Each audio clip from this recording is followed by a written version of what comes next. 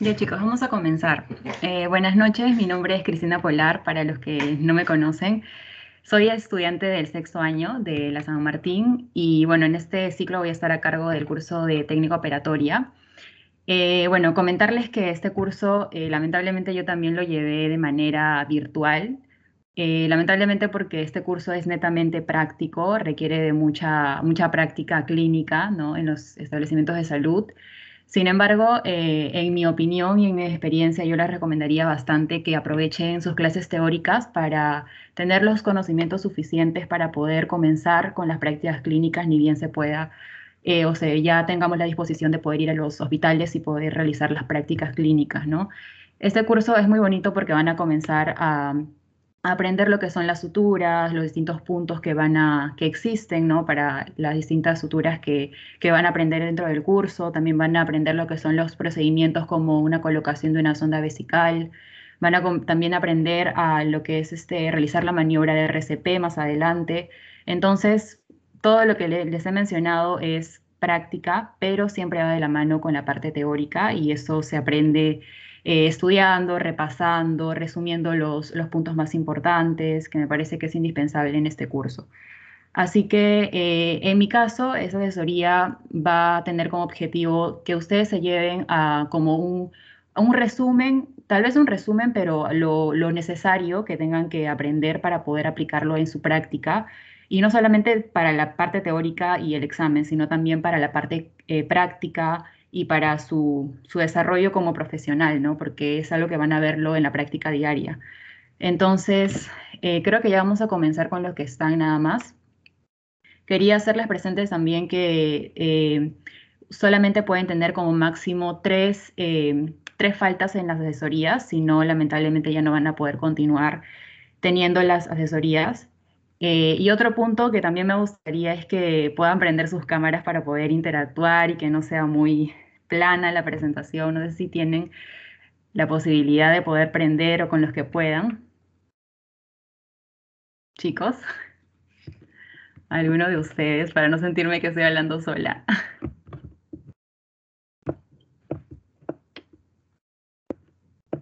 Chicos, ¿me escuchan, verdad? Sí, sí, sí. Ya.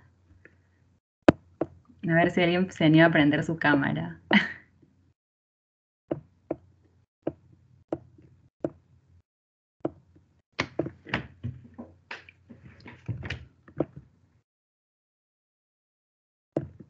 Ya, chicos, no se preocupen. Entonces vamos a comenzar la exposición. A ver, vamos a compartir la pantalla para comenzar.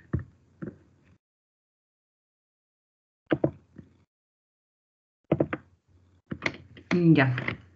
Entonces, vamos a comenzar con la primera asesoría. Como ya les comenté, eh, vamos a tocar acá los puntos más importantes que les va a ayudar mucho para su parte teórica y para el examen parcial.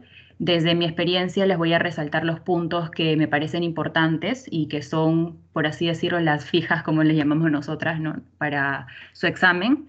Sin embargo, también voy a hacer hincapié en los puntos que me parece muy importante para tener en cuenta en su práctica, ¿no? El tema de bioseguridad es muy importante no solamente porque es un tema dentro del sílabo, sino porque es un tema que nos va a ayudar mucho a desenvolvernos y a desarrollarnos y a prevenir sobre todo los riesgos que podemos tener en la práctica, en los establecimientos de salud, en nuestra vida diaria, ¿no? Como profesionales vamos a estar expuestos a múltiples factores de riesgo, ¿no? Entonces, vamos a agrandar la pantalla.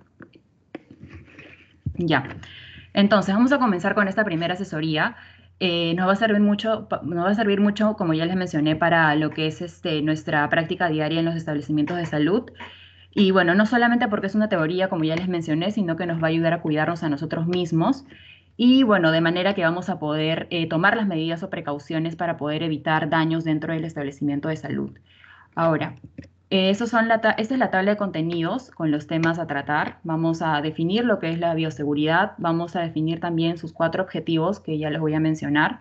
Los principios de bioseguridad, que también es muy importante. Vamos a definir también cuáles son los factores de riesgo en bioseguridad, lo que es la antisepsia y asepsia, los desinfectantes y la desinfección, y finalmente la zonificación de las áreas del centro quirúrgico. Esta va a ser la primera parte, porque también van a tener una segunda parte en su primera clase teórica que se llama los materiales de lo que son la instrumentación quirúrgico, ¿no? Que van a tener su material o su kit de suturas, que también les voy a mostrar para que ustedes puedan familiarizarse con los materiales. Ahora, vamos a comenzar con lo que es la definición de bioseguridad. Y antes de definir lo que es bioseguridad y mencionar sus 4 objetivos, como ya lo mencioné, que van a ser muy importantes, es muy importante mencionar a qué es a lo que nosotros como profesionales y como estudiantes actualmente estamos expuestos en la vida diaria, ¿no? Entonces, como sabemos, tanto los microorganismos, ya sean externos como que forman parte de nuestra propia flora normal, pueden causarnos enfermedades si se rompe esta homeostasis, ¿no? Este equilibrio que debe haber para mantenernos con una correcta salud.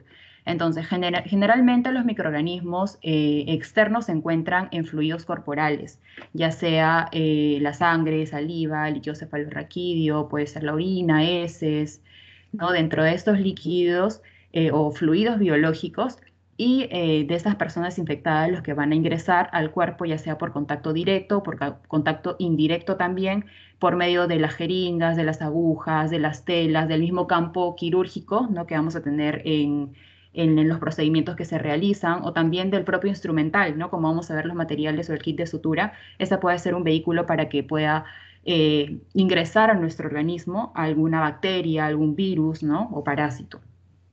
Ahora, en cuanto a la definición de lo que es la bioseguridad, esa se define como un conjunto de medidas preventivas de sentido común que están orientados a proteger la salud y la seguridad del personal que labora en un determinado establecimiento de salud frente a lo que son los riesgos producidos por agentes biológicos, agentes físicos, agentes químicos y mecánicos.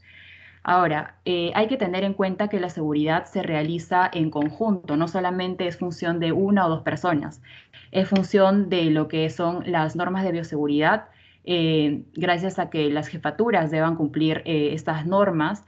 Por otro lado, la dirección también del establecimiento de salud debe dar las facilidades para que estas normas puedan cumplirse. Entonces, en conclusión, es un trabajo en equipo, no solamente requiere de cuidarnos nosotros mismos, sino también de que se apliquen estas normas dentro de todo el establecimiento de salud y que todos puedan colaborar con ello, ¿no? Y así poder disminuir el riesgo de alguna infección. Ahora, los objetivos que le estoy mencionando y que también en mi año me preguntaron, y fue una pregunta del examen, fueron los 4 objetivos que nos colocaron. Ahora, esos objetivos son, en primer lugar, reconocer las situaciones para la transmisión de enfermedades y también la ocurrencia de accidentes en el establecimiento de salud. O sea, nosotros tenemos que aprender a reconocer los riesgos a los que estamos expuestos, reconocerlos y de esta manera poder prevenir alguna posible infección, ¿no? O accidente que pueda ocurrir.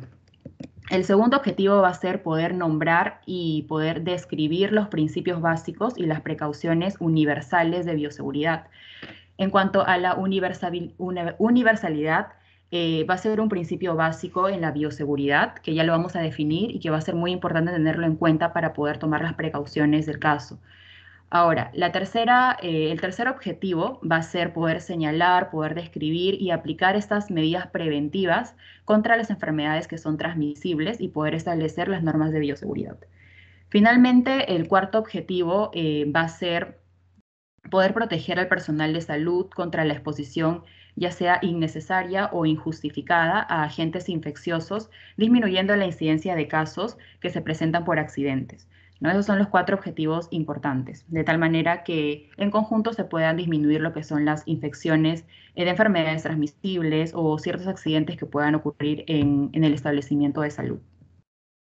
Ahora, a lo que les estaba hablando y mencionando de los principios de bioseguridad, aquí se encuentra el principio de universalidad, el cual se va a definir como un concepto de potencialidad. ¿Y aquí, a qué viene con este concepto? Es decir, que sin importar si se conoce o no lo que son, por ejemplo, la serología de un paciente, la raza, el género, ¿no? El sexo, la religión, por así decirlo, sin importar todas estas características de cada paciente, ¿no? De cada persona, debemos tener las precauciones del caso, es decir, tomarlo de una manera universal, pensar que este paciente es un potencial riesgo para nosotros y de esta manera tomar las medidas del caso, ¿no? No es importante saber si este paciente, no sé, tiene alguna enfermedad o tener algún diagnóstico certero para recién tomar las medidas del caso, ¿no? Es así como se define este concepto de universalidad.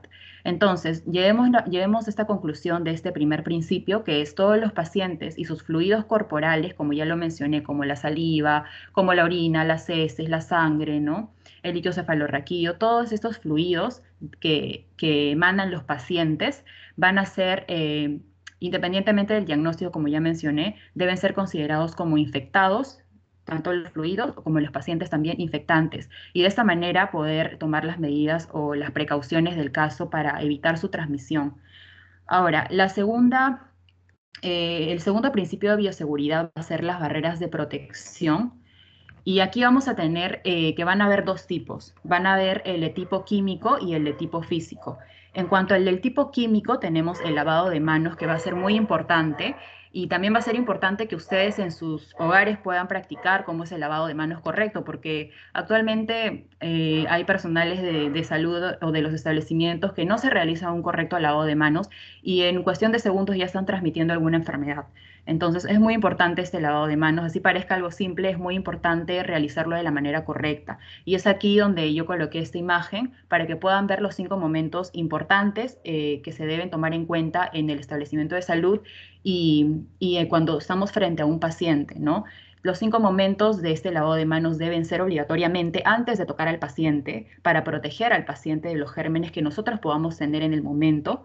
El segundo momento de lavado de manos va a ser antes de realizar una tarea limpia o aséptica para proteger al paciente de los gérmenes dañinos que podrían entrar en su cuerpo, incluidos los propios del paciente, ¿no? Puede estar en alguna parte del cuerpo del paciente y, por ejemplo, el paciente pueda tener alguna herida abierta y inconscientemente nosotros por no hacer un correcto lavado de manos podemos infectar la herida y este paciente se puede complicar.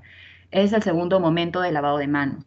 Ahora, el tercer momento debe ser después del riesgo de exposición a líquidos corporales para proteger el entorno, ¿no? El cuarto momento debe ser después de haber tocado al paciente, siempre lavarse las manos. Por ello, en cada cuarto donde está el paciente, siempre ahí tenemos para poder lavarnos las manos, ¿no?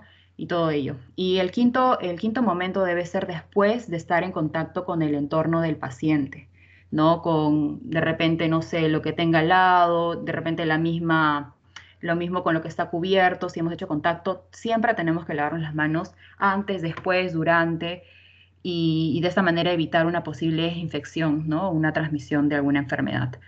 Ahora, tenemos tres tipos de lavados de mano. Tenemos el social, que tiene como por finalidad remover la flora transitoria que tenemos día a día, ¿no? En nuestra vida diaria. Y se realiza con agua y jabón. Es un lavado simple que se realiza todos los días acá en cada uno de nuestros hogares. Luego tenemos el segundo tipo de lavado, que es el lavado clínico, que se suele hacer con mayor frecuencia, ¿no? Aquí ya es también conocido como el lavado de manos clínico o aséptico o antiséptico, perdón, porque remueve y va a destruir la flora transitoria de la piel de las manos y aquí se va a utilizar agua, soluciones antisépticas o gel alcohólico. Ahora, vamos a tener el último lavado de manos, que es el quirúrgico, que aquí también ya va a constar de una duración mayor a la social y de la clínica. Y aquí va a destruir o tiene como finalidad destruir la flora transitoria y también la flora que esté residente en el paciente, ¿no? Y se realiza con agua y soluciones antisépticas como la clorexidina al 4%. Bueno, y finalmente, para terminar con esta diapositiva, les coloqué esta imagen que ven en la parte inferior. Me parece muy importante porque se nos suele olvidar a veces de realizarnos un correcto lavado de manos. Como se ve en la imagen, ¿no? Las zonas que siempre se lavan son las palmas, ¿no?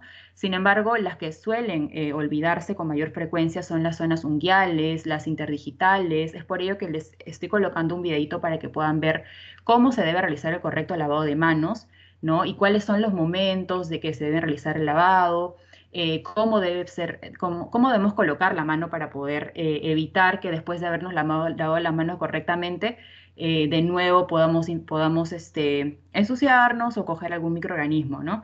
Entonces vamos a ver ese videito que les he colocado para que puedan tener una idea de cómo se realiza. Me avisan si se escucha, por favor. ¿Se escucha?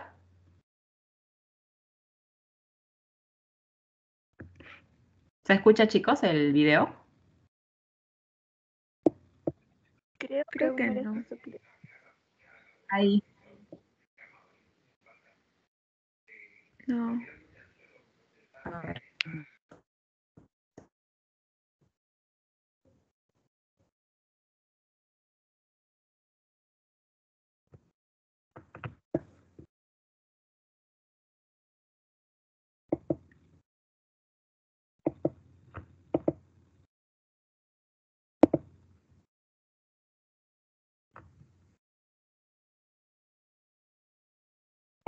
Es un tema Ya, ahora sí bastante sencillo. ¿Se escucha?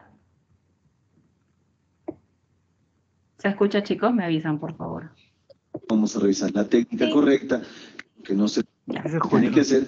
Yo se lo quiero dedicar a los chicos que están empezando la carrera, aquellos que todavía no han entrado a una cirugía o aquellos que ya entraron y ya se ganaron una regañada de algún doctor, de alguna licenciada por haberse contaminado. Así que yo quiero explicar bien este tema con una demostración. Así que vamos.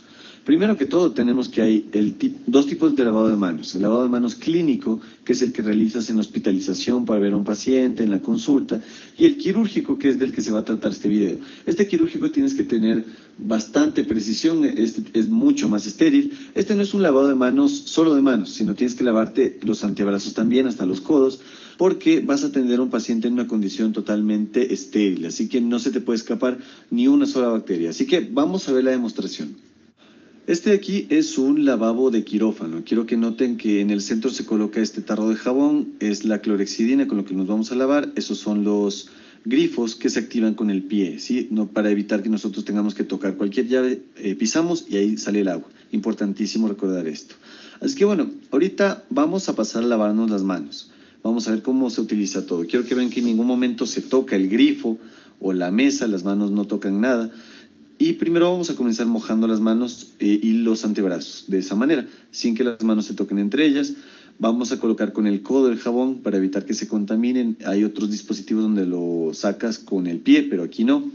Aquí lo haces con el codo y mira, la clorexidina, como la ves, es roja, pero ahí no está activada, ahí todavía no desinfecta. Para que la clorexidina se active y desinfecte tienes que hacerle bastante fricción. Por eso fue primero el enjuague. Ahorita vamos a activar la clorexidina, quiero que veas cómo sale blanca. Si ves, o sea, cuando ya la clorexidina está blanca de lo que ya la frotaste, ahí está activada y ahí ya desinfecta. Ahí ya podemos utilizarla. Vamos a lavarnos las manos primero de dedo en dedo. Luego vamos a pasar a lavarnos los pulpejos utilizando las palmas de las manos. Luego vamos a entre los dedos, después los dorsos de las manos. Lo importante es que toda la mano quede cubierta, ¿sí? Hay bastantes esquemas, puedes usar el orden que tú quieras. Y después vamos a mandar todo este jabón descendentemente hacia el antebrazo. Importantísimo, el jabón que ya bajó desde la mano al antebrazo no puede regresarse, ¿sí? Todo vamos a hacer un lavado de manos hacia abajo. Y listo, para poder quitarnos el jabón vamos a ir de mano en mano. Ya en este punto las manos no pueden tocarse entre ellas. Así que vamos a hacer ese movimiento con los dedos para raspar, para que se vaya todo ese jabón de los dorsos de las manos. Vamos a hacer lo mismo con la otra mano. Mira cómo se hace este movimiento y luego vas a ir quitando la mano de la parte anterior, de la parte posterior, estirando la mano y ahí ya las manos están listas, pero no vamos a tocarlas entre ellas jamás. Y vamos a hacer un segundo lavado. Se pueden hacer 2, 3 lavados y vamos a repetir lo mismo. Sacamos la clorexidina que está roja, vamos a activarla con la fricción. Ahorita vamos a hacer lo mismo, un lavado de manos siguiendo todos los pasos. Quiero que recuerden que no importa el orden en el que hagas los pasos que te puse ahora, lo importante es que cubras toda la mano, ¿sí? Como ves, ahí cambié de orden, ahí hice pulpejos, dedos, luego vamos a hacer entre dedos, dorsos, ¿sí? Y luego cuando ya la mano está limpia, vamos a limpiar los antebrazos hacia abajo, ¿sí? Haciendo una extraña manera como de torniquete. Mira, así pasamos todo el jabón hacia abajo para que los antebrazos también estén limpios y listo. Aquí vamos a igual a enjuagar las manos sin tocarse la una con la otra. O sea, todo es resbalando. Vamos a salir con las manos mojadas del lavabo quirúrgico y adentro del quirófano nos vamos a secar. Recordemos eso, sí, muy importante. Entonces, aquí ya estamos listos. Vamos a ver qué se hace después del lavado de manos. Y listo. al momento de salir del quirófano tenemos que salir con las manos levantadas, no van ni arriba ni abajo, adentro nos vamos a secar.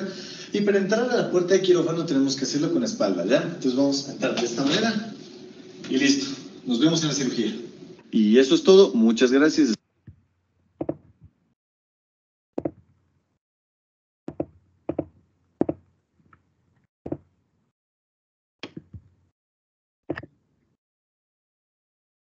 Chicos, ese es el video que les quería mostrar para que vean cómo es el correcto lavado de manos antes de cualquier procedimiento quirúrgico, siempre de la zona periungual, de la zona palmar, dorsal, no olvidarse la zona dorsal porque siempre a veces se suelen olvidar, las interdigitales, siempre también el dedo pulgar, lavarse bien y finalmente hacer el movimiento que hizo el chico, ¿no? Que es desde la palma hacia abajo para evitar que los microorganismos o los microorganismos que podamos adquirir en la mano o en la palma o en el dorso pueda regresar, ¿no? De tal manera que por eso el lavado siempre es desde la mano para abajo y no de viceversa, para evitar alguna contaminación.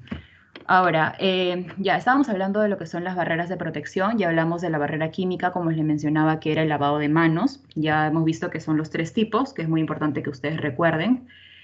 Y bueno, los 5 momentos también ya los mencioné. Ahora vamos a hablar también de otro tipo de barrera de protección, pero es una de tipo barrera física, en donde acá está incluido lo que son las barreras como las mascarillas, como los respiradores, como los guantes, ¿no? Los mandiles también. Entonces hay que saber diferenciar lo que son las mascarillas y lo que son los respiradores y cuál es su diferencia y su utilidad. Las mascarillas lo que ayuda es a disminuir o evitar la diseminación de gotitas respiratorias por parte de las personas que la están utilizando. O sea, yo me la coloco y me protejo yo, pero no están diseñadas para proteger contra la inhalación de partículas muy pequeñas. Entonces hay que tener en cuenta que se debe usar una vez y se deben desechar, no es reusable. Así que siempre usar la mascarilla y desecharla. A diferencia del respirador, este de acá sí son máscaras especiales que se ajustan al rostro, que se ajustan a la cara y de tal manera que evitan las fugas que puedan haber en torno a los bordes, ¿no? Como en el caso de las mascarillas, que sí puede haber una fuga por ahí. Este, como se ajusta en el rostro, va a evitar las fugas que pueda haber en parte del entorno. La mayor parte del aire se inhala a través del material de filtro que tiene este tipo de respirador y la eficacia del filtro es de un 95% aproximadamente. Este sí sirve para evitar la inhalación de partículas muy pequeñas, a diferencia de las mascarillas. Y este se usa mucho en el manejo de pacientes con TBC pulmonar o actualmente, ¿no? Contra el COVID, ¿no? Como medida de prevención o de barrera, mejor dicho. Ahora, en esta diapositiva, ya para hablar del tercer principio, o sea, estamos dentro todavía de los principios de bioseguridad. La primera, como mencionábamos, era el criterio de universalidad, tomar a todo paciente como potencialmente riesgoso, o sea, sepamos o no el diagnóstico. La segunda, como ya hemos terminado de hablar, las barreras de protección. Y la tercera, el tercer principio va a ser las medidas de eliminación.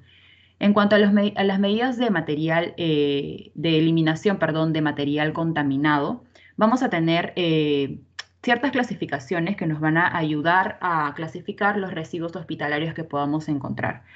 Vamos a tener, por ejemplo, los dispositivos que son como denominados objetos punzocortantes, ¿no? Estos de acá en un medio hospitalario van a ser eliminados o tienen que ser eliminados obligatoriamente en dispositivos que sean rígidos, debidamente rotulados como riesgo biológico. Como ven en esta diapositiva, tienen que saber reconocer por la imagen que les colocan, ¿no? Si es un riesgo biológico o si es un riesgo químico. Debe ir debidamente rotulado todo dispositivo donde se colocan los residuos, ¿no? Entonces, tenemos los objetos cortopunzantes que deben ir depositados siempre en un material rígido, el color es rojo, y rotulado, que diga no riesgo biológico. Las agujas que van a ser desechadas tienen que ser eliminadas. Ojo, no se debe doblar, no se debe tratar de reencapsular, no se debe romper ni nada, porque este es un medio muy común de transmisión de enfermedades, ¿no? Por un mecanismo indirecto, como ya mencionamos. Entonces, ojo, siempre se tiene que desechar, ni bien se termina de utilizar el material, en un dispositivo rojo rígido, siempre, acuérdense de eso, rojo rígido y correctamente rotulado. Ahora vamos a tener los objetos no cortopunzantes, Esos elementos sí van a desecharse en una bolsa roja también. No es un dispositivo rígido, sino es una bolsa roja. Y también tiene que ir correctamente rotulado, ¿no? Si es un riesgo biológico.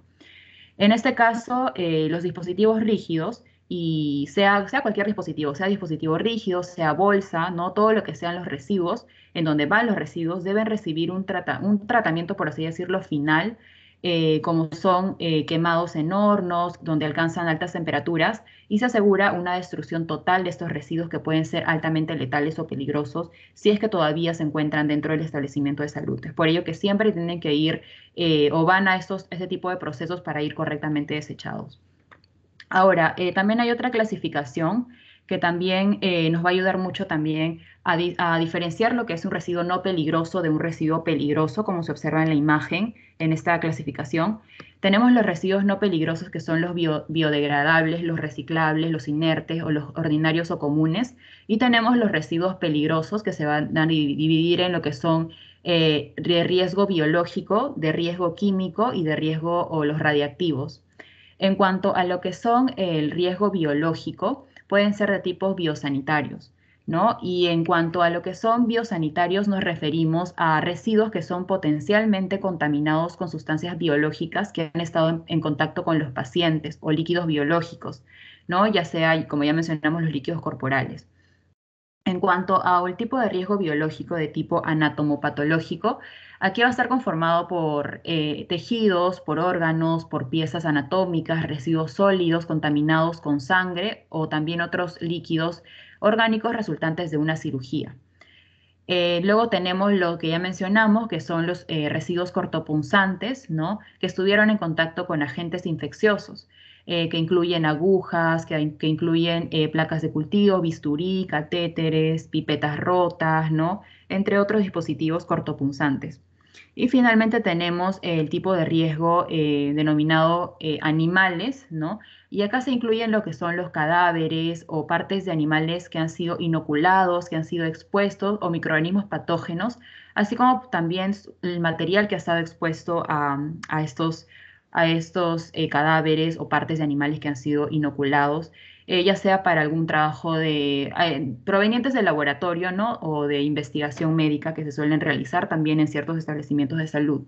Y también se considera un riesgo biológico dentro de los residuos peligrosos. Luego tenemos lo que son los residuos químicos, tenemos los fármacos, tenemos los citotóxicos, los metales pesados, reactivos, contenedores presurizados, aceites usados también. Y finalmente tenemos los radiactivos, ¿no? Que son compuestos por materiales radioactivos o contaminados provenientes del laboratorio generalmente, ¿no? Que se usan para la investigación química y biológica en ciertos laboratorios.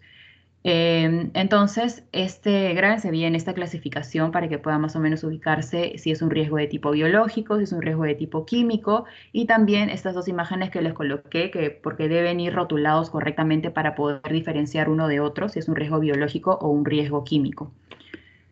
Ahora, en cuanto a los residuos biológicos, como ya mencionamos, teníamos a los biosanitarios, a los cortopunzantes y a los anatomopatológicos. Entonces, en cuanto a los residuos biosanitarios, pueden ser todo lo que ha estado en contacto con fluidos corporales del paciente, ya sean gasas, ya sean algodones, jeringas, bolsas para transfusiones sanguíneas, sondas, catéteres, que se van a desechar en un contenedor rojo, así como se ve en la imagen, y si se dan cuenta, todos están correctamente rotulados con la imagen característica de riesgo biológico, ¿no? Y eso es muy importante para poder diferenciarlos. Ahora, los residuos cortopunzantes, como ya lo estoy mencionando nuevamente, tienen que estar en un contenedor rojo, rígido, correctamente rotulado. Y como se ve en la imagen que les he colocado, en cuanto a los residuos biosanitarios, si observan la tapita, ¿no? de este dispositivo, es solamente una tapa grande, donde se va a colocar, como ya le mencioné, las gasas, todos los materiales que han estado en contacto con el paciente. Sin embargo, en cuanto a los residuos cortopunzantes, vamos a ver que tienen estas aberturas, ¿no? Que son más o menos para poder colocar correctamente y sin ningún riesgo para nosotros las jeringas y los materiales que han estado también en contacto con el paciente y que son sumamente peligrosos. Y como ya les mencioné, una vez más les repito, no deben tratar de reencapsular la jeringa o las agujas, ni doblarlas, ¿no? Simplemente terminas de usarlo y se desecha. Ahora, los residuos anatomopatológicos van a estar, van a desecharse en las bolsas color rojo, también correctamente rotuladas. Se suele colocar doble bolsa para poder ser desechada. Y como ya mencioné, todos estos residuos deben pasar por un tratamiento que va a estar a altas temperaturas para poder tratar de destruir totalmente todos estos residuos biológicos o residuos en general que son peligrosos tanto para nosotros como para los demás el demás personal del establecimiento de salud. Ahora, esta diapositiva también es muy importante, los colores según la clasificación de los residuos hospitalarios. Vamos a tener en primer lugar los colores de las bolsas, ¿no?, que vamos a poder ver en los establecimientos de salud. Tenemos los que son los residuos comunes, que van a ser de una bolsa color negra, y van a ser semejantes a los residuos domésticos, ¿no? Puede ser desde papeles, cartones, plásticos, ¿no? En cambio, los residuos biocontaminados, aquí es donde van a estar con líquidos orgánicos, por ejemplo, o en contacto con sangre del paciente, hemoderivados, residuos quirúrgicos, vendas, gasas, apósitos, todo lo que ha estado en contacto con el paciente y que, como su nombre lo dice, están contaminados. Bio porque es de un riesgo biológico, ¿no? De todo lo que ha estado en contacto con el paciente. Ahora, en los residuos especiales lo que va a ir son los residuos químicos, que también es un riesgo peligroso, es decir, tiene características tóxicas, corrosivas, inflamables, explosivos reactivos, o también residuos farmacéuticos, ¿no? O también fármacos que han sido vencidos o que ya no son utilizables. Ahí también iría en la bolsa color amarilla, que son los residuos especiales. Es muy importante que recuerden esta diapositiva y los colores determinados para cada tipo de residuo hospitalario.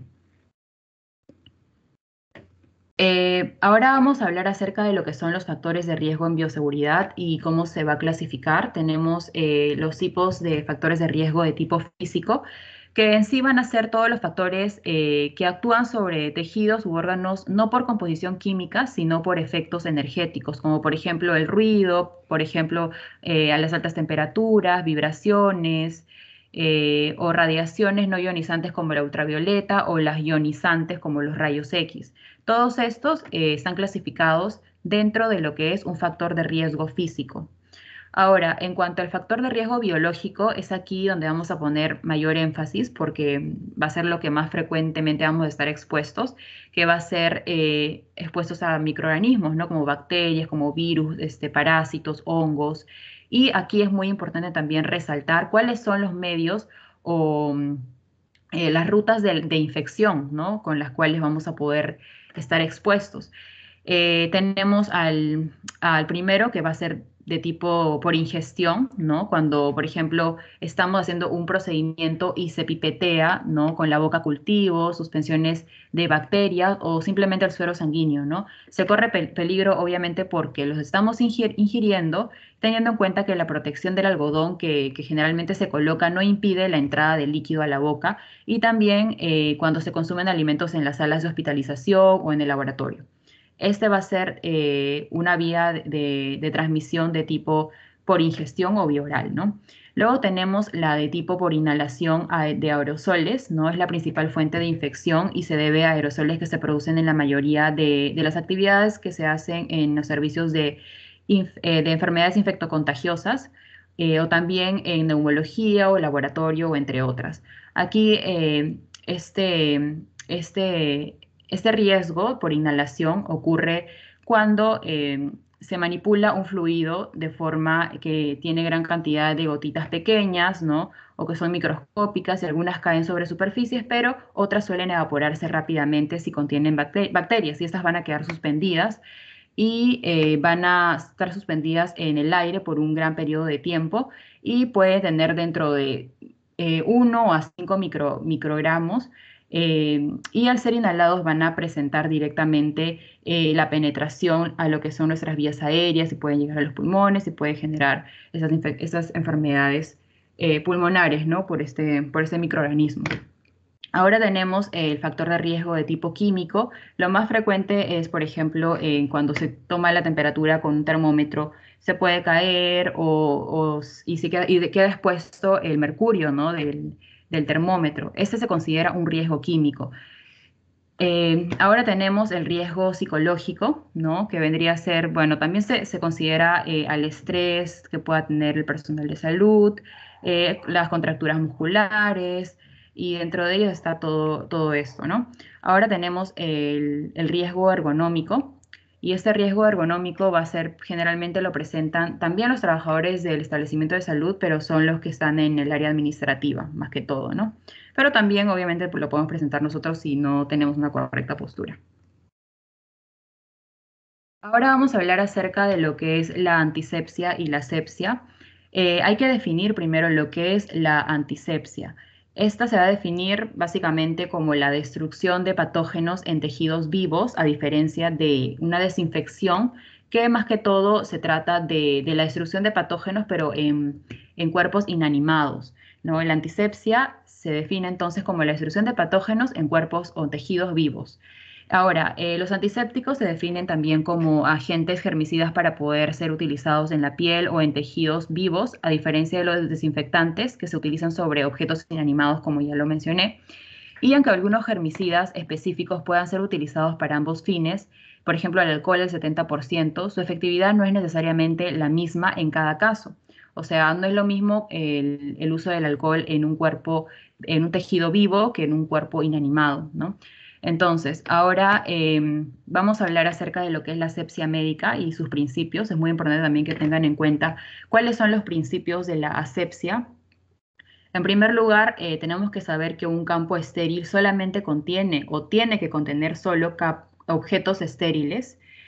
En segundo lugar, que un objeto estéril deja de serlo si entra en contacto con objetos no estériles. En tercer lugar, los objetos estériles por debajo de la cintura no son estériles, ojo con este principio. La exposición prolongada anula la condición de esterilidad de un objeto. Mientras mayor sea la exposición, mayor tiempo tengamos la exposición a esto, se anula la condición de esterilidad que generalmente en un principio se ha conseguido, ¿no? Entonces, luego tenemos los líquidos fluyen en el sentido de la gravedad. Esos son los 5 principios de la asepsia que tenemos que tener en cuenta siempre porque es muy importante. Y ahora vamos a definir lo que es la asepsia médica. La asepsia médica va a ser definida como un conjunto de medidas que son destinadas a disminuir microorganismos que podamos encontrar en los establecimientos de salud o en una zona determinada, de tal manera que limita el crecimiento y la propagación de los microorganismos, ¿no? Estas medidas de asepsia tienen por finalidad controlar y poder eliminar los agentes infecciosos mediante una correcta limpieza, una correcta desinfección y también esterilización, ¿no? También controlar y poder eliminar los reservorios de estos microorganismos y también controlar también las puertas de salida, las puertas de entradas que puedan tener los microorganismos y también el control de la transmisión, ¿no? Mediante, como ya mencionamos, el uso de medidas preventivas como el uso de barreras físicas o químicas, como el lavado de manos o el uso de barreras físicas como la correcta instrumentación de lo que son el gorro quirúrgico, las mascarillas, los respiradores, ¿no? Los mandiles y todo ello. Ahora, dentro de los antisépticos tenemos al alcohol, ¿no? La iodopovidona, tenemos el gluconato de clorhexidina al 2 o al 4% también. Y este es el proceso de técnicas asépticas en un centro quirúrgico que les estoy colocando en esta diapositiva, ¿no? Primero la colocación correcta de la mascarilla, el gorro y la ropa, el correcto lavado de manos, como ya vimos en el video, la colocación del mandil quirúrgico, que se suele realizar una segunda persona, es el que se le coloca al médico para evitar la contaminación con este, y luego se procede a lo que es la colocación de los guantes y finalmente la colocación de los campos, ¿no? Para poder realizar el procedimiento quirúrgico. Cuanto a lo que son los desinfectantes y desinfección, como ya hemos definido, tiene por finalidad igualmente destruir los microorganismos o patógenos que podemos encontrar, pero en cuerpos u objetos inanimados, ¿no? A diferencia de la antisepsia. Y aquí vamos a tener que dependiendo a los desinfectantes que vamos a utilizar, se va a dividir en 3 niveles, como se observa en la diapositiva. En una desinfección de bajo nivel, en una desinfección de nivel intermedio y en una desinfección de alto nivel.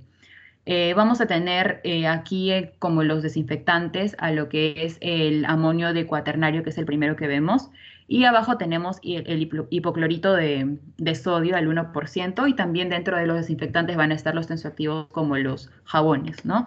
Ahora vamos a resumir este cuadrito, aunque ya está bien resumido. El primer nivel es una desinfección de bajo nivel que tiene como objetivo eliminar la mayoría de las bacterias, hongos o virus. Y acá están las sustancias que se usan, como ya lo mencioné, la primera imagen es el amonio cuaternario y sus derivados. En cuanto a la desinfección de nivel intermedia, tiene como objetivo destruir las formas vegetativas de bacterias, de hongos, de virus o incluso también el Mycobacterium tuberculosis, pero no elimina completamente las esporas o los virus resistentes. Y lo que se usa son los alcoholes, los derivados clóricos, los yodados. Y bueno, también me olvidé de mencionar que en el de una desinfección de nivel bajo no elimina el Mycobacterium tuberculosis, no elimina las esporas, no elimina algunos virus, ¿no? Sin embargo, mientras más va subiendo de nivel, va cubriendo mayormente a estos microorganismos. Y una desinfección de alto nivel sí elimina todos los microorganismos, incluyendo los virus resistentes, las esporas de las bacterias, pudiendo llegar a ser esporicidas. Acá las sustancias es una sustancia más fuerte como el dióxido de cloro, como el peróxido de hidrógeno, como el ácido paracético, ¿no? Entonces vamos a ver esta clasificación que también va a ser muy importante que ustedes se lleven y que lo recuerden, ¿no? Cuáles son las diferencias y qué es lo que elimina y qué es lo que no elimina y cuáles son las sustancias que se suelen utilizar para cada tipo de desinfección. Ya para terminar la primera parte, que es la de bioseguridad, ¿no? Que he tratado de resumirlo y tocar los puntos más importantes. Vamos a terminar con lo que son la zonificación de las áreas del centro quirúrgico. Eso también es muy importante porque también recuerdo que fue una pregunta de mi examen en mi año. Son las 3 zonas, ¿no? La zona negra, la zona gris y la zona blanca. Es muy importante que ustedes puedan diferenciar qué parte del establecimiento de salud se considera una zona negra, qué parte se considera una zona gris y qué parte es una zona blanca, para de esta manera poder tomar las precauciones o prevenciones del caso. Vamos a tener en primer lugar la zona negra, que es el área que está en contacto entre todas las instalaciones del hospital y el área del quirófano. Aquí se van a supervisar lo que son las condiciones en las que ingresa el paciente y el personal, ¿no? Acá el personal se suele cambiar, suele bañarse, ¿no?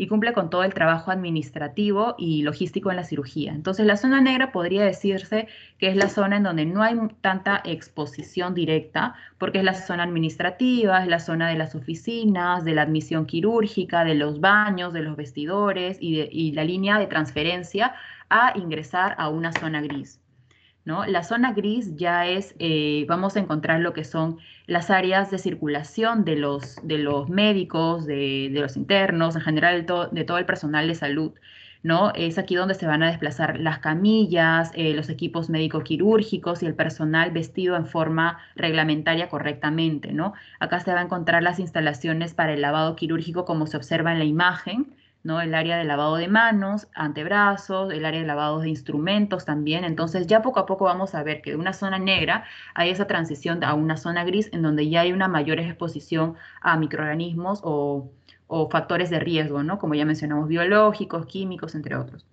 Y finalmente tenemos la zona blanca.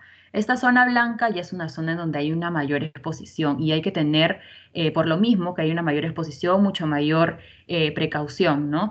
Es la área, perdón, de mayor restricción y el área estéril en el que se va a encontrar la sala de operaciones, como se observa en la imagen, y también se lleva a cabo entonces todas las intervenciones quirúrgicas.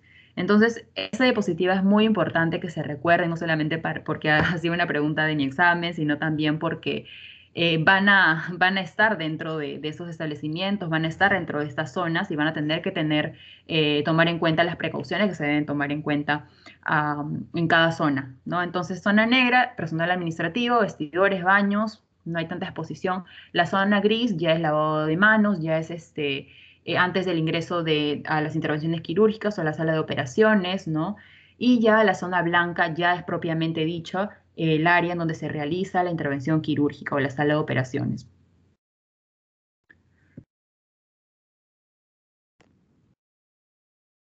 Ahora ya terminamos con la primera parte, que son los puntos más importantes, a mi parecer, de bioseguridad, y que espero que puedan repasarlo. Igual este video se está grabando para subirlo a un canal de YouTube y ustedes lo van a poder ver, van a poder repasar los puntos que les he dicho que es muy importante. Y vamos a pasar a lo que es el instrumental quirúrgico. Esta sí va a ser una parte más bonita porque voy a poder mostrarle el material de sutura que van a utilizar, ¿no? El kit de sutura. Si es que ustedes tienen a la mano ahí su kit de sutura también, les diría que lo tengan al lado y que puedan revisar conmigo los distintos instrumentos y de manera que puedan diferenciarlo y familiarizarse más con los instrumentos o el material de sutura que lo van a tener que hacer sí o sí, saber diferenciarlo, saber en qué momento se usa, ¿no? Si es en el momento de la diéresis, exéresis o síntesis, cuál es su utilidad, en qué momento usarlo, en qué momento no debo usarlo, ¿no? Y de tal manera que puedan practicar ustedes mismos en sus casas y ya la siguiente clase creo que es la clase de suturas y acá ya sí o sí van a tener que saber reconocer el material de sutura y ya realizar sus puntos, ¿no? Que ya es parte del seminario, me parece que les van a mandar a grabar unos videos, ¿no? Para que ustedes puedan practicar los puntos de sutura. Entonces vamos a comenzar esta parte, bueno, ya para terminar hablar del instrumental quirúrgico y para ello me pareció importante dividirlos de esta manera en 3 tiempos, ¿no? En los 3 tiempos de una intervención quirúrgica, que es la diéresis, que es la exéresis y que es la síntesis. Ahora, vamos a comenzar con lo que es bueno, vamos a definir primero lo que es esto, ¿no? Hay que clasificarlo, como ya mencioné, en primer lugar o el primer momento va a ser la diéresis.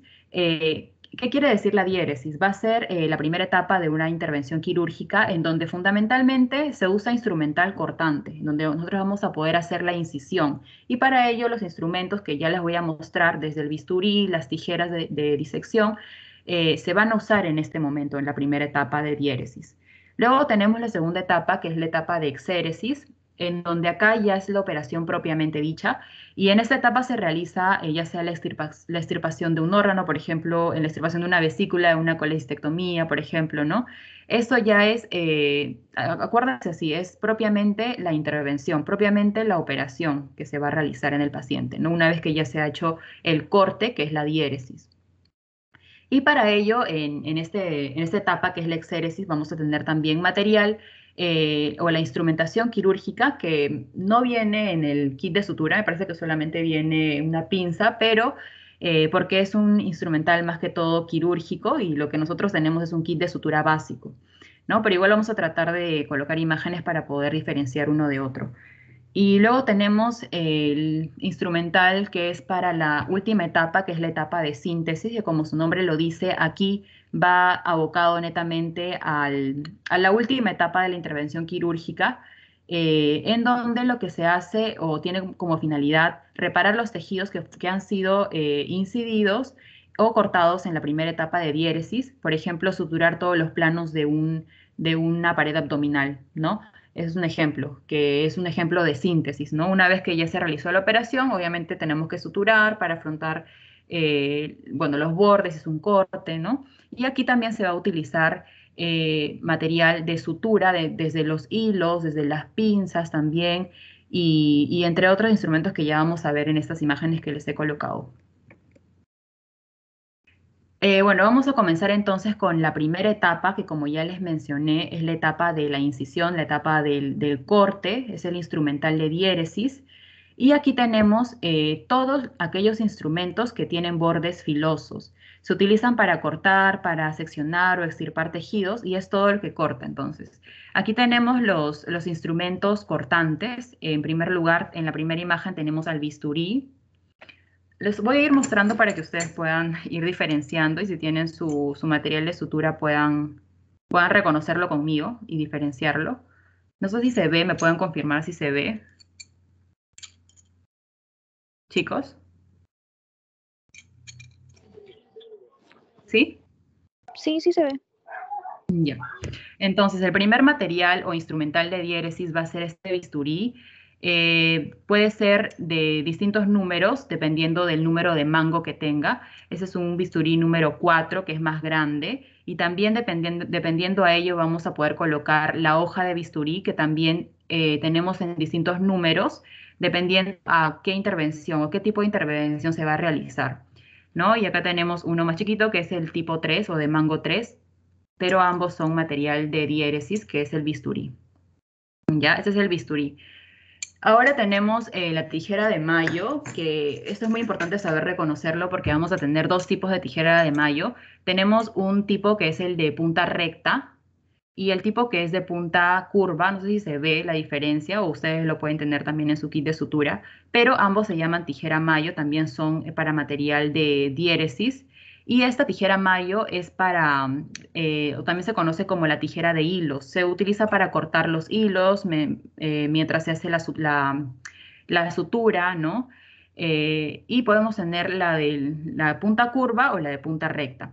Y vamos a tener también la tijera de Metzenbaum, como se ve en la imagen que les he colocado acá en la diapositiva, que si bien es cierto, es prácticamente idéntica a la tijera Mayo, pero vamos a ver que el mango es mucho más grande. ¿Por qué? Porque la tijera de Metzenbaum se usa para lo que son tejidos corporales, tejidos blandos.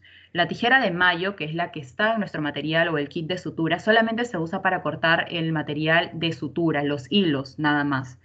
Recuerden eso siempre, la tijera Mayo para el material de sutura, material de síntesis que está ahí dentro de la clasificación, los hilos, ¿no? Y la tijera de Metzenbaum es igual, solamente que es mucho más grande en cuanto al mango y se usa para tejidos blandos. Acuérdense siempre de eso porque también fue una pregunta. Luego tenemos las pinzas de disección. Estas dos pinzas de disección, no sé si las tienen a la mano, también pueden reconocerla. Vamos a tener una de tipo que no tiene los dientes. No sé si se ve, este de acá sí tienen los dientes y es por ello que se usa más que todo para el material de sutura. Sin embargo, no, perdón, claro, para el material de sutura, ¿por qué no se usa para los tejidos blandos? Porque puede dañar a los órganos si se usa este tipo de pinza, ¿no? En cambio, este sí se puede usar para los tejidos, normal, porque no tiene no tiene el piquito o los dientes, perdón, del- de la pinza. Ahora, ya hablamos acerca del instrumental de diéresis. Hay que recordar esas dos cosas, como ya les mencioné. La tijera de mayo es para lo que es cortar el material de sutura, los campos, ¿no? Más que todo para lo que es el material instrumental, propiamente dicho. Pero la tijera de Metzenbaum sí es para lo que es el uso de los tejidos blandos. Ya esa es la diferencia y tienen que acordarse siempre de ello. Y bueno, como instrumento accesorio que ya les mostré son las pinzas de disección con o sin dientes, se le llama dientes de ratón. Si tienen dientes es preferible no usarlo en tejidos o en órganos porque los puede dañar, pero si no tienen dientes sí se puede usar. Esos son en cuanto al instrumental de diéresis, ¿no? Bisturí y tijeras siempre para lo que son las incisiones. Ahora, en cuanto al instrumental de exéresis, ya como hemos dicho, el exéresis es la etapa en donde se realiza el procedimiento quirúrgico propio, por ejemplo, la extirpación de la vesícula, y para ello se necesita de material como las pinzas. Tenemos las pinzas hemostáticas. Vamos a tener las pinzas hemostáticas. Tenemos en primer lugar la pinza Kelly, que es la que ustedes ven acá, que les estoy mostrando y que también pueden verlo en la imagen. Esta pinza Kelly van a poder observar que tiene como unas fenestraciones o estrías, ¿no? En su interior. No tiene dientes y suele ser curva y tiene una buena aprehensión. Y sí o sí se va a caracterizar siempre porque tiene sus fenestraciones en la parte interna. Ya no sé si se logra ver, pero esa es una pinza de hemostasia, ¿ya? Y ahora vamos a tener la pinza Kocher, que se va a ver en la diapositiva que les coloqué. Y esta pinza Kocher hay que tener en cuenta que no se usa mucho porque tiene dientes, a diferencia de la pinza Kelly, que no tiene dientes. Esta pinza Kocher sí va a tener dientes y podemos lesionar tejidos, por eso no se usa en tejidos vivos. Y hay distintos tipos, ¿no? Tenemos la Crilé, la Kocher y la Kelly, que es la que con mayor frecuencia se utiliza, como pinza hemostática. en cuanto al instrumental de exéresis. Luego vamos a tener las pinzas de prehensión o de tracción, y aquí vamos a tener la pinza Alice y la pinza Backhouse o Foester. En cuanto a este material que es de prehensión, tiene como objetivo permitir traccionar o sostener o movilizar órganos, ¿no? Como ya hemos dicho, el exéresis va a ser el procedimiento quirúrgico propiamente dicho, entonces vamos a necesitar de estas pinzas para poder traccionar, para poder hacer prehensión a los órganos dentro del campo operatorio, pero obviamente que tenemos que utilizar este material sin lesionar los tejidos u órganos. Vamos a tener el Backhouse, esta pinza de Backhouse por su tamaño no, por la forma que tiene la parte tiene como unos piquitos, ¿no? Son muy afilados. Es por ello que se usa solamente para los campos quirúrgicos o la parte instrumental, pero no se usa para la operación propiamente dicha, o sea, para prender algún órgano o algún vasito, no, porque lo va a dañar. Este Backhouse solamente se usa para lo que son los campos quirúrgicos, ¿no? Para el material, la instrumentación propiamente dicha. Luego tenemos la pinza Alice, que se usa para levantar los bordes quirúrgicos. Esa es la primera, como se ve en la imagen. Se usa para levantar los bordes quirúrgicos durante el procedimiento quirúrgico. Y bueno, las pinzas en general sin dientes, como ya les he mostrado, los que no tienen dientes son las denominadas anatómicas, y las pinzas que sí van a tener esos dientes de ratón, como se les conoce, van a ser denominadas las pinzas quirúrgicas, ¿no? Y que se usan generalmente en procedimientos quirúrgicos, pero ya más especializados, que no lo tenemos porque, como ya les mencioné, el kit que estamos usando es un kit básico que vamos a usar para practicar las suturas, ¿no? Y vamos a tener también, que les he colocado acá estas imágenes, que ya son instrumentos que se usan para determinados procedimientos, ya sean procedimientos cardiotorácicos, procedimientos gastrointestinales o entre otras especialidades, que obviamente no lo tenemos dentro de nuestro material o nuestro kit de sutura, pero es importante que lo puedan reconocer. Tenemos los instrumentos de oclusión. ¿A qué me refiero con oclusión? Tenemos los clamps, ¿no? Que sirven para poder coger los vasos sanguíneos y los órganos sin lesionarlos, y por lo general son de rama larga, como se observa en la imagen, ¿no? Tenemos los clamps del tubo gastrointestinal, y bueno, tenemos por ejemplo el Mayo-Robson o el Player, que tienen una diferente forma, pero la finalidad es la misma, ¿no? Clampar, y son de instrumentos de oclusión más que todo. Luego tenemos los separadores, ¿no? Estos separadores más que todo son o tienen la finalidad de retraer los tejidos u órganos con la finalidad de permitir tener una mejor exposición a los planos subyacentes, ¿no? Durante el procedimiento quirúrgico, para tener una mayor claridad y una mayor seguridad durante la realización de este procedimiento quirúrgico. Vamos a tener los separadores de Farabeuf y la de Balfour, que obviamente tampoco la tenemos porque es para procedimientos más especializados. Pero en los puntos que yo he hecho hincapié, siempre sí o sí tienen que acordarse, ¿no? La diferencia de la tijera Mayo, la de Metzenbaum, el bisturí, luego las pinzas hemostáticas de Kelly, ¿no? Que no tienen estos dientes que va a dañar los tejidos, por eso es la que más se usa, la pinza hemostática de Kelly. La de Kocher sí tiene esos dientecitos que dañan a los tejidos y que por eso no se suele usar con frecuencia. En cuanto a las pinzas de tracción, tenemos la Alice también, que ya mencionamos, que es para levantar los bordes quirúrgicos. Y la Backhouse, lo más característico es la forma que tiene, ¿no? Y que suele usarse solamente para los campos quirúrgicos, para levantar los bordes tal vez del campo quirúrgico, para cubrir al paciente. O sea, se conoce también como una pinza de campo. Acuérdense siempre, el Backhouse o pinza de campo. ¿Por qué pinza de campo? Porque solamente se usa para poder manipular el material de sutura, el material quirúrgico, más no para el propio paciente, ¿no? Por su estructura, por la forma que tiene. Y bueno, esos instrumentos que ya también los mencioné son para procedimientos más especializados, pero es muy importante que ustedes sepan reconocer lo que es un separador, sepan reconocer para qué es el separador, ¿no? Para tener un mejor campo quirúrgico.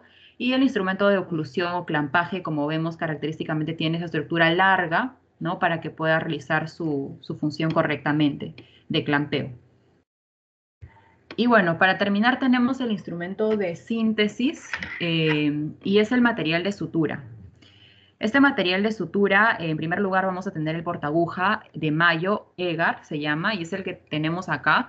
Y a diferencia de la pinza Kelly que les había mostrado que tenía sus fenestraciones, esta también es mucho más chiquita, pero también tiene fenestraciones y tiene como un agujero delgadito para que, como es un portaagujas, como su nombre lo dice, vamos a colocar acá la aguja para la sutura, ¿no? Y es por ello que tenemos como que una línea o un agujerito chiquito para que pueda acomodarse correctamente la aguja y poder realizar una correcta sutura sin que se vaya a salir, ¿no?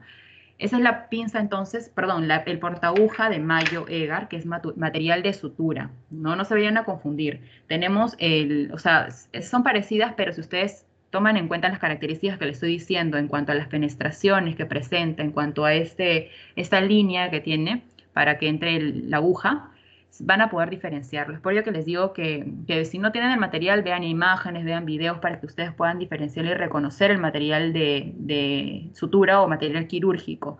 Es muy importante que ustedes puedan reconocerlo y saber su finalidad, saber en qué parte o en qué etapa del procedimiento quirúrgico vamos a utilizarlo.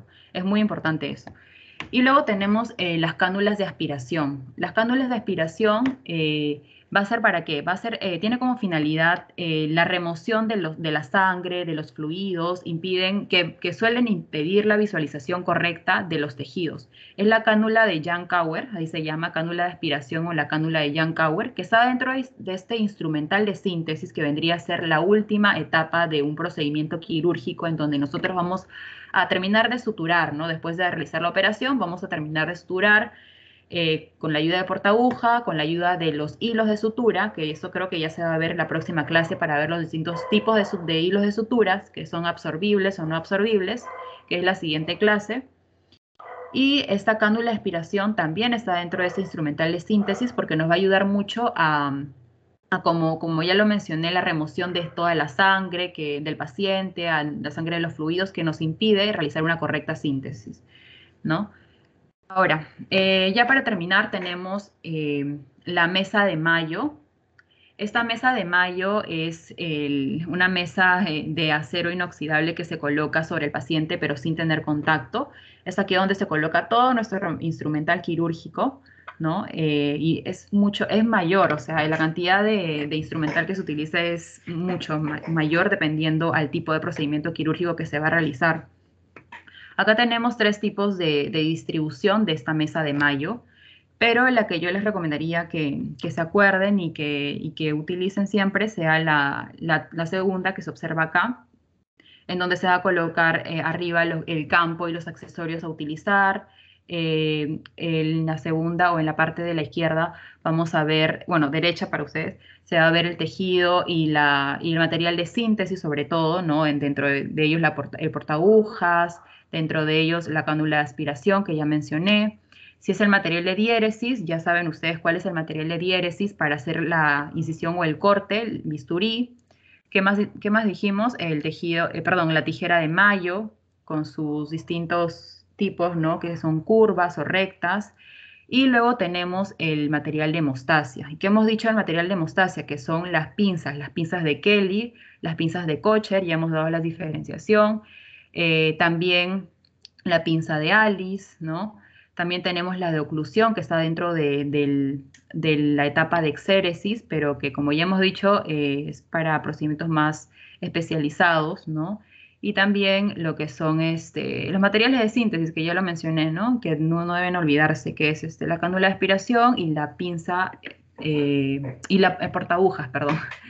Y eso sería todo en cuanto a la mesa de Mayo y a lo que es el material de instrumentación.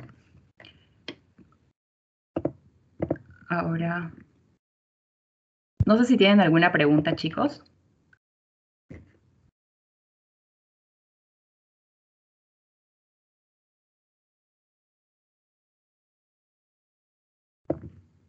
¿Tienen alguna duda, alguna pregunta?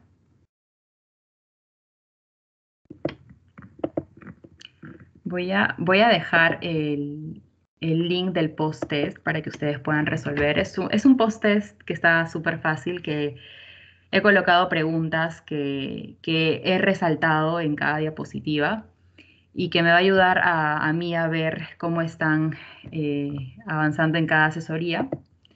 Así que les voy a dejar aquí el link para que puedan darlo. Y con esto estaríamos concluyendo la primera asesoría. A ver.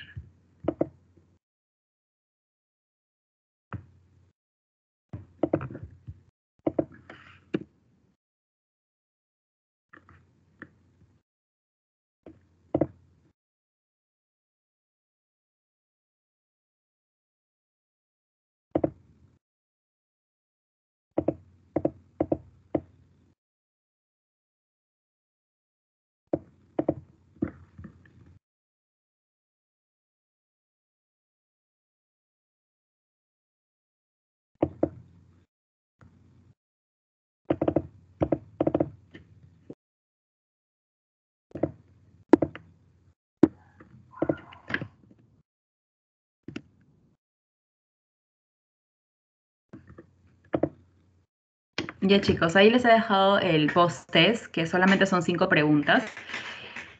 Y les he colocado preguntas que he resaltado bastante y que también vino en mis exámenes, bueno, en mi examen del año pasado de técnica operatoria. Y he tratado de resumirlo bien para que ustedes puedan llevarse los conceptos más importantes, a mi parecer, y que les va a ayudar mucho en el futuro cuando ya podamos hacer las prácticas clínicas, que estoy segura que va a ser. Dios quiera que dentro.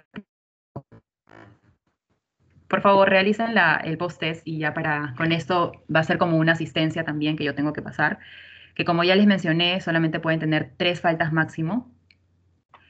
Si no, lamentablemente hay una lista de espera en donde yo tendré que ir incluyendo a los que están esperando por las asesorías si es que tienen de 3 faltas a más. Así que por favor me ayudarían con este post-test para también tomarle las listas y ver cómo van a ir evolucionando con estas asesorías, ¿no? Que espero que les ayude bastante. De igual manera, van a estar subidas las clases a un canal de YouTube y les voy a pasar el link si es que lo quieren ver de nuevo o revisar alguna diapositiva.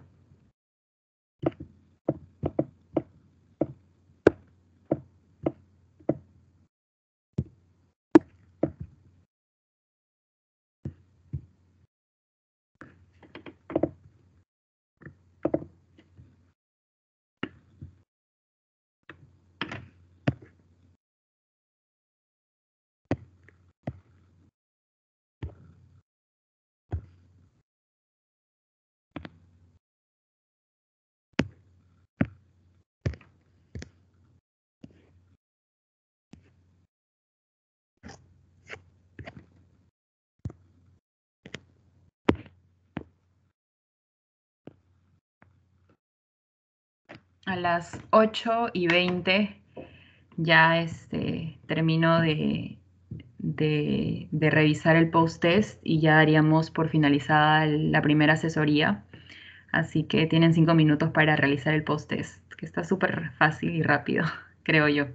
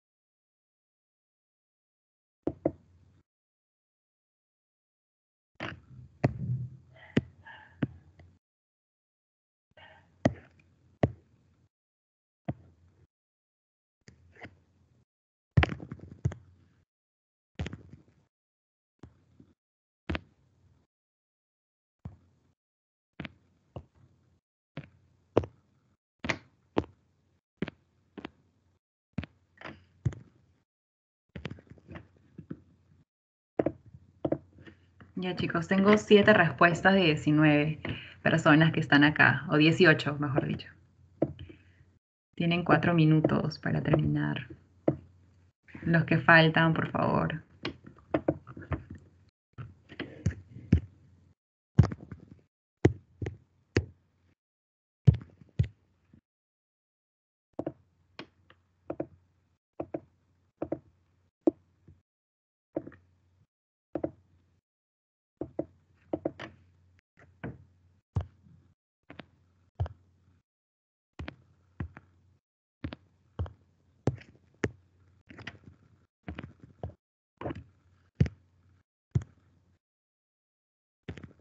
Me faltan 5 personas, chicos. Tienen 3 minutos.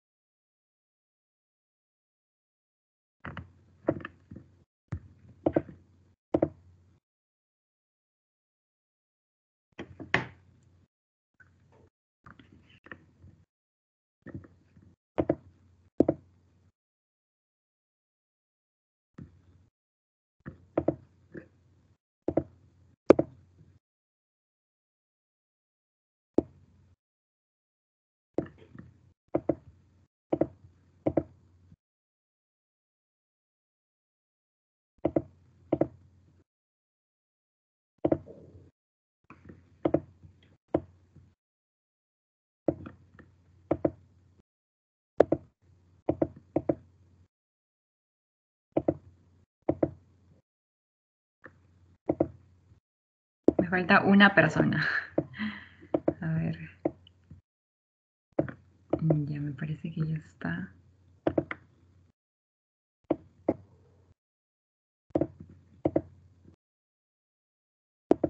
Sí, ya está. Y ahora para terminar vamos a revisar entonces las preguntitas. Para terminar.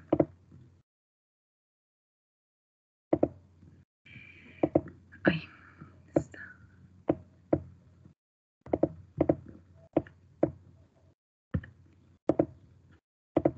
Ya vamos a revisar las preguntas. Ya. Ya, la primera pregunta era, ¿el área de lavado de manos corresponde a? 16 personas han respondido correctamente y 3 marcaron zona blanca.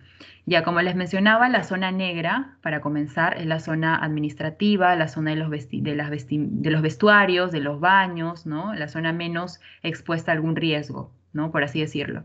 La zona gris viene a ser de la transición de la negra a la gris, ¿no? Va por así decirlo, de mejor a peor.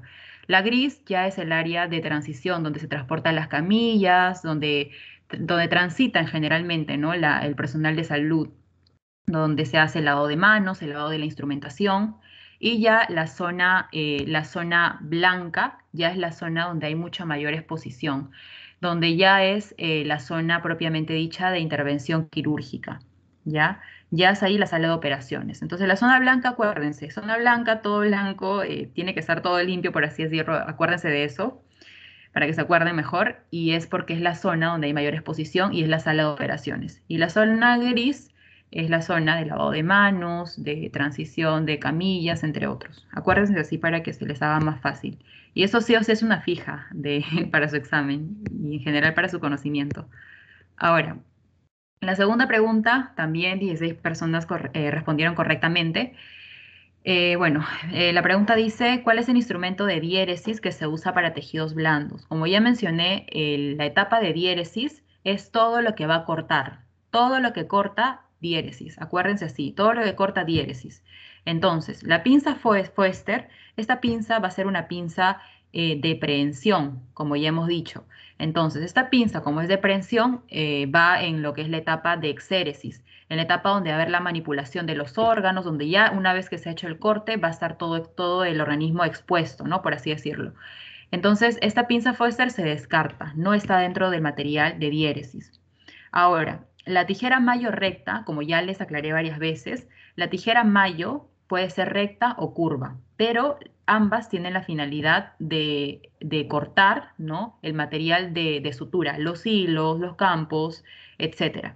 Esa es la tijera Mayo, que se parece visualmente, ¿no?, mucho a la tijera de Metzenbaum, pero la utilidad es la diferencia. La tijera de Metzenbaum no se usa para lo que son material de sutura o para cortar campos, ¿no? Se usa para los tejidos blandos, como la pregunta dice, ¿no? ¿Qué se usa? El instrumento de diéresis que se usa para tejidos blandos, la Metzenbaum es la respuesta correcta. Acuérdense siempre eso porque yo sé que por la imagen va a ser difícil de diferenciar entre la Mayo y Metzenbaum, pero la gran diferencia es en su utilidad. Así que acuérdense mucho de esto, de esta pregunta. Y bueno, la pinza portaagujas, nadie la respondió y está bien porque esta pinza portaagujas va dentro de la etapa de síntesis.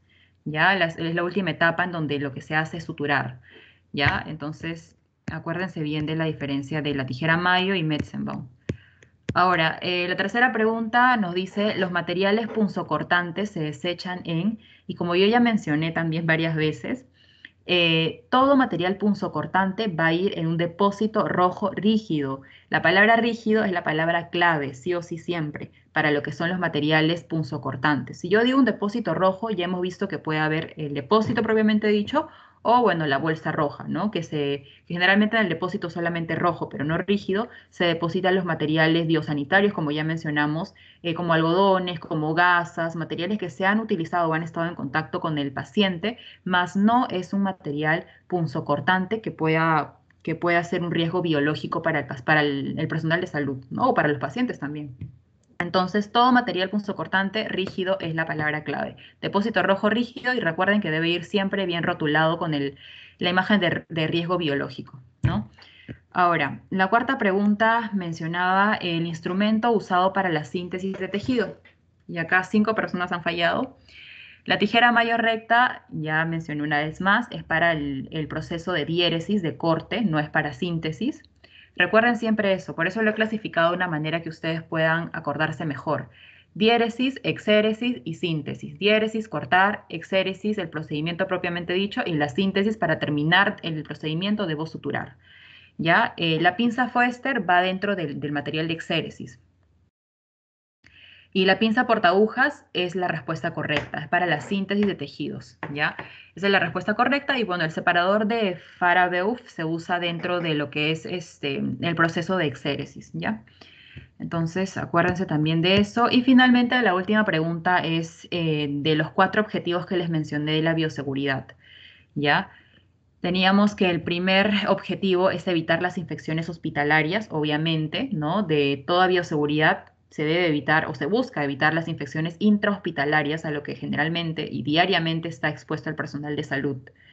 El otro objetivo es disminuir los riesgos de accidentes laborales, riesgos biológicos. ¿Cuáles son los riesgos? Biológicos, químicos, psicológicos también, ergonómicos. Hay muchos tipos de riesgos.